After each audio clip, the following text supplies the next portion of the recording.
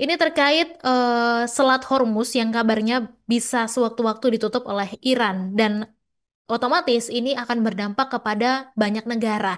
Lalu sebenarnya negara mana saja yang paling sengsara kalau semisalnya Iran jadi menutup Selat Hormuz ini? Jadi ada tiga negara yang katanya akan sengsara kalau memang Iran benar-benar mewujudkan ancamannya dengan menutup Selat Hormuz. Di mana ancaman ini adalah balasan atas serangan Amerika Serikat terhadap tiga situs nuklir utama Iran, Fordo, Natanz, dan juga Isfahan.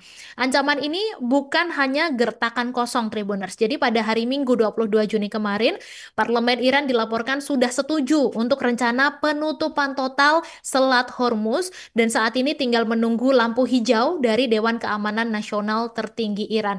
Dan jika skenario itu benar-benar terjadi, dampaknya ini bisa mengguncang pasar energi global Tribuners, terutama bagi negara-negara yang menggantungkan hidupnya pada jalur sempit selebar 39 kilometer itu. Jadi menurut data dari Badan Informasi Energi Amerika Serikat, setiap harinya ada 20,5 juta barel minyak mentah yang melewati Selat Hormuz. Nah, itu artinya sepertiga dari seluruh minyak yang diperdagangkan secara global ini sangat bergantung kepada Selat Hormuz ini. Kemudian yang paling sengsara jika Iran menutup total Selat Hormuz, yang pertama adalah India. Karena India adalah salah satu importir minyak terbesar dunia dan hampir 85% dari total kebutuhan minyaknya ini berasal dari luar negeri. Dan dari jumlah itu ada lebih dari 60% yang berasal dari negara-negara teluk seperti Arab Saudi, Uni Emirat Arab, dan juga Irak yang semuanya mengekspornya lewat Selat Hormuz.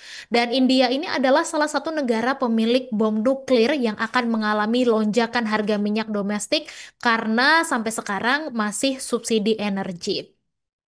Kemudian yang kedua adalah Cina Tribuners. Jadi Cina ini juga diketahui punya bom nuklir, di mana Cina juga adalah salah satu importir minyak terbesar di dunia dengan konsumsi yang mencapai lebih dari 14 juta barel per hari. Jadi sebagian besar pasokan itu sekitar 42%-nya ini berasal dari kawasan Teluk dan juga harus melewati Selat Hormuz, di mana Cina ini bisa merasakan empat dampak buruk juga kalau Selat Hormuz ini benar-benar ditutup oleh Iran, seperti misalnya krisis pasokan minyak dan gas alam cair, kemudian juga lonjakan harga energi yang bisa memperlambat pemulihan ekonomi pasca pandemi COVID-19. Kemudian Cina juga bisa terganggu rantai pasok global yang dikendalikan oleh industrinya. Dan keempat juga akan terjadi ketegangan sosial nih, karena Cina juga memasuki musim panas dengan konsumsi listrik yang melonjak.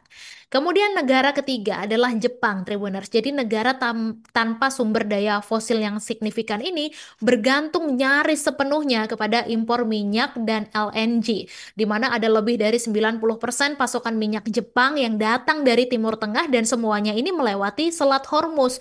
Nah, Jepang ini juga bisa merasakan empat dampak buruk kalau Selat Hormuz benar-benar ditutup oleh Iran.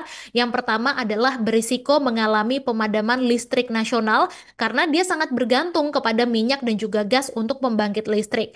Kemudian yang kedua, industri otomotif dan juga manufaktur ini akan terganggu karena mesin produksinya sebagian besar lagi-lagi bergantung pada pasokan energi stabil. Kemudian Jepang juga nantinya bisa terjadi kenaikan tajam harga bahan bakar minyak begitu yang akan memicu protes sosial terutama di kalangan buruh dan nelayan.